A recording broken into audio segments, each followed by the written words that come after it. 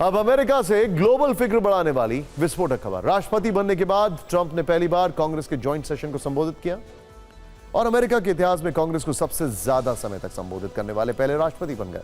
वो पूरे 1 घंटा 44 मिनट तक बस बोलते रहे और इस रेस में वो अमेरिका के पहले के सभी प्रेसिडेंट से काफी आगे निकल गए। आप ये ग्राफिक चार्ट स्क्रीन पर देख सकते हैं। इसमें 1981 में रोनाल्ड रीगन से लेकर 2025 में ट्रंप तक के भाषण की जो लेंथ है वो दिखाई दे रही है। ट्रंप ने इन सभी प्रेसिडेंट से ज्यादा देर तक भाषण दिया। इससे पहले सिर्फ बाइडेन ने वर्ष 2021 में कांग्रेस को संबोधित करते हुए करीब 65 मिनट का संबोधन किया था। हालांकि यहां पर वॉशिंगटन पोस्ट ने एक दिलचस्प फैक्ट चेक भी किया है। वॉशिंगटन पोस्ट ने बताया कि ट्रंप ने इस दौरान 26 बार झूठ बोला। हालांकि इसको लेकर वहां के लोग शॉक नहीं है, उनको पता है ट्रंप ऐसे ही है। ट्रंप ने यह झूठ border crossing, regulations, economy, inflation और कई और मुद्दों पर बोला। ट्रंप के इस झूठ पर कांग्रेस में ही विपक्षी नेताओं ने उन्हें फॉल्स स्टेटमेंट वाले प्ले कार्ड दिखाए। उनकी हूटिंग की। वैसे भी ट्रंप के बारे में यह बात खुली किताब की तरह है कि उनके बयानों में झूठ की भरमार होती है। कुछ दिन पहले जानकारी आई थी कि ट्रंप ने अपने कार्यकाल में कुल मिलाकर 30,000 झूठ बोले। लेकिन वापस लौटते हैं ग्लोबल असर डालने वाले ट्रंप के विध्वंसक भाषण पर और उसके इंपॉर्टेंट कीवर्ड्स पर। इससे आप यह समझ पाएंगे कि ट्रंप का फोकस कौन से ग्लोबल मुद्दों पर है और आने वाले कुछ दिनों में ट्रंप क्या करने वाला है और उनके बोलने से दुनिया में कैसे खलबली मच गई। ट्रंप के भाषण में सुनाई देने वाले जिन शब्दों पर सबसे ज्यादा चर्चा हो रही है वो है रूस, Ukraine, Canada, Mexico, Greenland, Panama, tariff, अप्रवासी, gold card, free speech, America is back, Joe Biden, thank you mask. इसके अलावा 5 बार चीन और 2 बार भारत का भी नाम लिया। उन्होंने कहा कि भारत हमसे 100% से अधिक टैरिफ वसूलता है। हम भी 2 अप्रैल से ऐसा ही करने जा रहे हैं। इसमें भी झूठ की कितनी मात्रा है, आप अगर फैक्ट चेक करेंगे तो आपको समझ में आ जाएगा कि वो 100% टैरिफ है ही नहीं। लेकिन ट्रंप का सबसे ज्यादा फोकस ग्रीनलैंड पर रहा। ग्रीनलैंड पर किसी भी हालात में कब्जा करने का संकल्प दोहराया। पनामा नहर पर बोले कि कब्जा तो कर ही लेंगे। उन्होंने रूस यूक्रेन युद्ध के लिए नए शांति प्रस्ताव पर बात की तो दुनिया में नया टैरिफ वॉर शुरू कर दिया।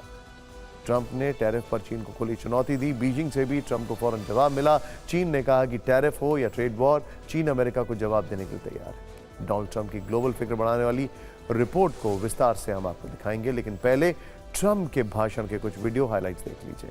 ट्रंप के भाषण को सुनने के लिए डेमोक्रेटिक पार्टी की महिला सांसद गुलाबी रंग के कपड़े पहनकर पहुंची थी। वो ऐसा करके ट्रंप की महिला विरोधी नीतियों के खिलाफ विरोध जता रही थी। ट्रंप के भाषण के दौरान एक और घटना ने लोगों का ध्यान खींचा। डेमोक्रेट सांसद एल ग्रीन भाषण के दौरान ट्रंप का मजाक उड़ा रहे थे। कई बार टोकने के बाद भी जब वो नहीं माने तो एल ग्रीन को संसद से बाहर निकाल दिया गया। इसी कांग्रेस में ट्रंप के सामने कैंसर से पीड़ित 13 साल के बच्चे डीजे डैनियल को यूनाइटेड स्टेट्स सीक्रेट सर्विस का एजेंट बनाने की घोषणा भी की गई। ये ऐलान खुद ट्रंप ने किया, जिसके बाद पूरा हॉल तालियों की गड़गड़ाहट से गूंज उठा। अपने भाषण के दौरान ट्रंप ने जो बाइडेन को अमेरिका का सबसे घटिया राष्ट्रपति बताया, लेकिन टेस्ला के मालिक इलॉन मस्क की जमकर तारीफ की। उन्होंने मस्क से कहा कि आप अच्छा काम कर रहे हैं, जिसके लिए ट्रंप ने मस्क को थैंक यू भी कहा। अब अमेरिकी राष्ट्रपति के वो 5 ऐलान भी जान लीजिए जिनका असर पूरी दुनिया पर होने जा रहा है, जिससे पूरा वर्ल्ड ऑर्डर चेंज हो सकता है। ट्रंप ने कहा कि वो ग्रीनलैंड को किसी भी कीमत पर लेकर रहेंगे, क्योंकि ग्रीनलैंड अमेरिका की सुरक्षा के लिए बहुत है। दूसरा बड़ा ऐलान टैरिफ को लेकर हुआ। ट्रंप ने साफ कर दिया कि जो हमें जितना टैक्स लगाएगा हम भी उस पर उतना ही टैक्स लगाएंगे। ट्रंप ने रूस यूक्रेन युद्ध पर कहा कि ज़ेलेंस्की समझौते के लिए तैयार है। उन्होंने कांग्रेस में ज़ेलेंस्की का लिखा हुआ एक लेटर भी पढ़ा। ट्रंप का अगला बड़ा ऐलान अवैध प्रवासियों को लेकर हुआ। ट्रंप ने एक बार फिर साफ किया कि अवैध प्रवासियों को किसी भी कीमत पर बर्दाश्त नहीं किया जाएगा। ट्रंप ने चीन को भी सीधी चुनौती दी है। बीजिंग से कोई समझौता मंजूर नहीं होने की बात कही है। हमने कल आपको इसी शो में बताया था कि ट्रंप युद्ध और ज़ेलेंस्की को लेकर बड़ा ऐलान कर सकते हैं और ठीक वैसा ही हुआ। ज़ेलेंस्की ने आखिरकार ट्रंप के सामने एक तरह से घुटने टेक दिए। आपके मन में एक सवाल होगा कि व्हाइट हाउस प्रकरण के बाद ज़ेलेंस्की अचानक से ट्रंप के सामने सरेंडर कैसे कर देते हैं। तो इसकी एक इनसाइड स्टोरी है।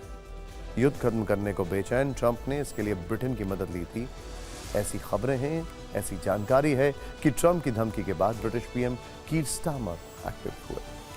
ट्रंप ने ब्रिटिश पीएम को ज़ेलेंस्की के खिलाफ कार्रवाई के लिए कहा और ज़ेलेंस्की से माफी मांगने के लिए कहा गया। ब्रिटिश पीएम ने जेलेंस्की को समझाया कि मुद्दा पर्सनल हो गया, इसीलिए उन्हें माफी मांगनी चाहिए, जिस पर जेलेंस्की के तेवर नरम पड़े। उन्होंने कहा कि वो माफी नहीं मांगेंगे, लेकिन पूरी घटना पर खेद जताएंगे। ट्रंप प्रशासन ने जेलेंस्की के इस प्रस्ताव पर सहमति दे दी, जिसके बाद ही जेलेंस्की की तरफ ट्रंप को समझौते के लिए चिट्ठी लिखी गई। ब्रिटेन ने ट्रंप से जेलेंस्की के खिलाफ संसद में कुछ भी आक्रामक न बोलने की अपील की। इसी अपील पर ट्रंप ने संसद में जेलेंस्की के खिलाफ कुछ नहीं कहा। यानी इस वक्त रूस यूक्रेन युद्ध को लेकर जो कुछ भी हो रहा है वो बहुत सोच समझ के हो रहा है। हालांकि इससे यूक्रेन युद्ध कब तक शांत होगा, यह यूरोप के बाकी देशों के रुख पर तय करेगा।